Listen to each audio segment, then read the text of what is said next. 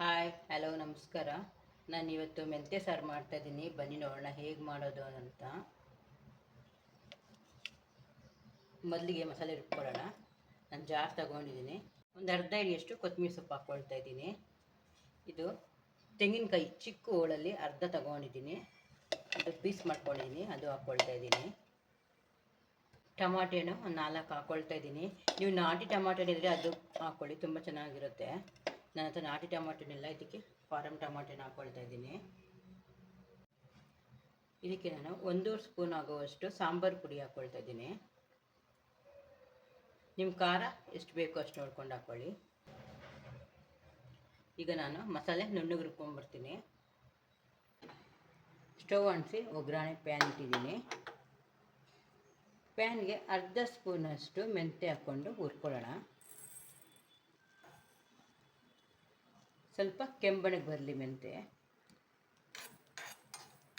ಈ ಸ್ಪೂನಲ್ಲಿ ಹಾಕಿದ್ದೀನಿ, ಈ ಸ್ಪೂನಲ್ಲಿ ಅರ್ಧ ಸ್ಪೂನಷ್ಟು ಹಾಕಿದ್ದೀನಿ.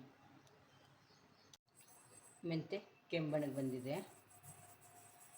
ಈಗ ಮೆಂತ್ಯ ಕಾಳು ಕೆಂಪಾಗಿದೆ, ತೆಗಿತಾ ಇದ್ದೀನಿ. ತೆಗೆದ್ಬಿಟ್ಟು ತಪ್ಪಲೆ ಇಟ್ಕೊಳ್ತೀನಿ, ಒಗ್ಗರಣೆ ಹಾಕ್ಕೊಳ್ಳಿ. ಈಗ ತಪ್ಪಲೆ ಇಟ್ಟಿದ್ದೀನಿ, ಒಗ್ಗರಣೆ ಹಾಕ್ಕೊಳ್ಳೋಣ. ಈಗ ತಪ್ಪಲೆಗೆ ಒಂದು 4-5 ಸ್ಪೂನಷ್ಟು ಎಣ್ಣೆ ಹಾಕ್ಕೊಳ್ಳೋಣ. ಇದು ಸ್ವಲ್ಪ ಎಣ್ಣೆ ಜಾಸ್ತಿ ಇರುತ್ತೆ. ಒಂದು 4-5 ಸ್ಪೂನಷ್ಟು ಎಣ್ಣೆ ಹಾಕ್ಕೊಂಡಿದ್ದೀನಿ. ಎಣ್ಣೆ ಬಿಸಿ ಆಗಲಿ. ಎಣ್ಣೆ ಬಿಸಿಯಾಗಿದೆ. ಅರ್ಧ ಸ್ಪೂನಷ್ಟು ಸಾಸಿವೆ ಕಾಳು ಹಾಕ್ಕೊಳ್ತಾ ಇದ್ದೀನಿ. ಸಾಸಿವೆ ಸಿಗಿತಾ ಇದೆ. ಮೆಂತ್ಯ ಕಾಳು ಹಾಕ್ಕೊಳ್ತಾ ಇದ್ದೀನಿ, ಒಂದು 1/4 ಸ್ಪೂನಷ್ಟು. ಒಂದು ಚಿಕ್ಕ ಈರುಳ್ಳಿ ಸಣ್ಣ ಕಟ್ ಮಾಡ್ಕೊಂಡಿದ್ದೀನಿ, ಅದು ಕೂಡ ಹಾಕ್ಕೊಳ್ತಾ ಇದ್ದೀನಿ. ಬೆಳ್ಳುಳ್ಳಿ ಒಂದು ಚಿಕ್ಕ ಗಡ್ಡೆಯಷ್ಟು ಸಿಪ್ಪೆ ತೆಗೆದ್ಬಿಟ್ಟು ಇದರ ಜಜ್ಕೊಂಡಿದ್ದೀನಿ, ಅದು ಕೂಡ ಹಾಕ್ಕೊಳ್ತಾ ಇದ್ದೀನಿ. ಮತ್ತು ಒಂದು ಕಡ್ಡಿ ಕರಿಬೇವು ಸೊಪ್ಪು ಕೂಡ ಹಾಕ್ಕೊಳ್ತಾ ಇದ್ದೀನಿ. ಈಗ ಈರುಳ್ಳಿ ಕೆಂಬಣಕ್ಕೆ ಬಂದಿದೆ, ಮಸಾಲೆ ನುಣ್ಣಗೆ ರುಬ್ಕೊಂಡು ಬಂದಿದ್ದೀನಿ, ಅದು ಹಾಕ್ಕೊಳ್ತಾ ಇದ್ದೀನಿ. ಹಾಕಿದ ತಕ್ಷಣ ಒಂದು ಪ್ಲೇಟ್ ಮುಚ್ಚಿಬಿಡಿ, ಇಲ್ಲಾಂದರೆ ಮಸಾಲೆ ಎಲ್ಲ ಎಗ್ರಿಬಿಡುತ್ತೆ, ಎಲ್ಲ ಗಲೀಜಾಗಿಬಿಡುತ್ತೆ. ಒಂದು 2 ನಿಮಿಷ ಪ್ಲೇಟ್ ಮುಚ್ಚಿದ್ರೆ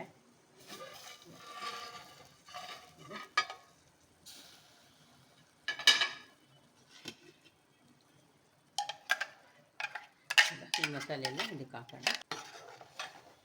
ಇದು ಸಾರು ತೆಳುವಾಗಿರಬಾರ್ದು, ಸ್ವಲ್ಪ ಗಟ್ಟಿಯಾಗಿರಬೇಕು. ಪುಡಿ 1/4 ಸ್ಪೂನ್ ಆಗುವಷ್ಟು ಹಾಕ್ಕೊಳ್ತಾ ಇದ್ದೀನಿ.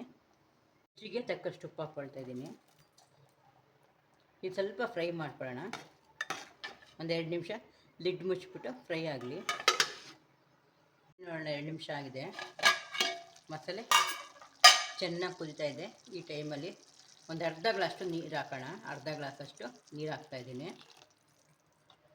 ಇದು ಸ್ವಲ್ಪ ಗಟ್ಟಿಯಾಗಿರಬೇಕು, ತೆಳುವಾಗಿರಬಾರ್ದು. ಇದು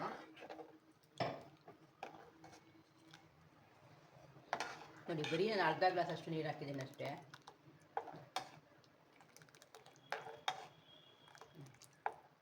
ಈ ಥರ ಮಾಡ್ಕೊ, ಸ್ವಲ್ಪ ತೆಳು ಬೇಕಾ ಸ್ವಲ್ಪ ಮಾಡ್ಕೊಳ್ಬೋದು ಅಷ್ಟೇ.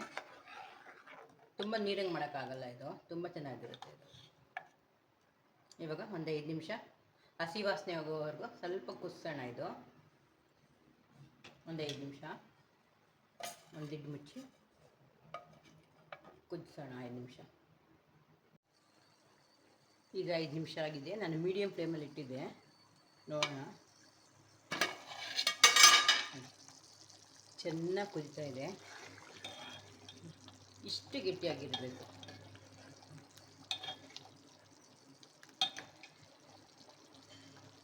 ಈಗ ನಾನು ಮೆಂತ್ಯ ಕುಟ್ಕೊಂಡು ಬಂದಿದ್ದೀನಿ, ಹುರ್ಕೊಂಡಿದ್ನಲ್ಲ ಮೆಂತ್ಯ ಅರ್ಧ ಸ್ಪೂನಷ್ಟು, ಅದು ಕುಟ್ಕೊಂಡು ಬಂದಿದ್ದೀನಿ. ಈಗ ಇದಕ್ಕೆ ಹಾಕ್ಬಿಟ್ಟು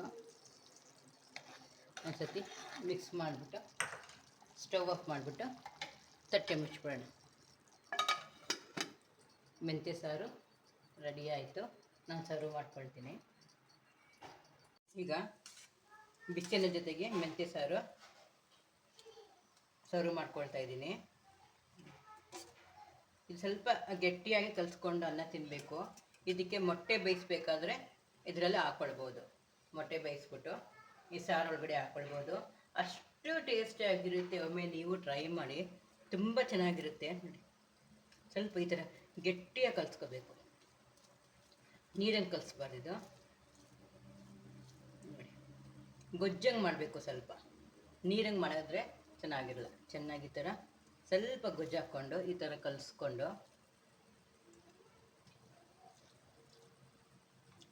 ಎಷ್ಟು ಟೇಸ್ಟಿಯಾಗಿದೆ. ಒಂದು ಬೈಟ್ ತಗೊಂಡ್ರೆ ನೀವು ತಿಂತಾನೆ ಇರಬೇಕು ಅನಿಸುತ್ತೆ ಈ ಸಾರು, ಅಷ್ಟು ಟೇಸ್ಟಿಯಾಗಿರುತ್ತೆ, ಸೂಪರ್ ಟೇಸ್ಟಿಯಾಗಿರುತ್ತೆ. ನೀವು ಒಮ್ಮೆ ಟ್ರೈ ಮಾಡಿ. ನಿಮಗೆ ಈ ಮೆಂತ್ಯ ಸಾರು ಇಷ್ಟ ಆದಲ್ಲಿ ಪ್ಲೀಸ್ ಲೈಕ್ ಆ್ಯಂಡ್ ಶೇರ್ ಮಾಡಿ. Thank you.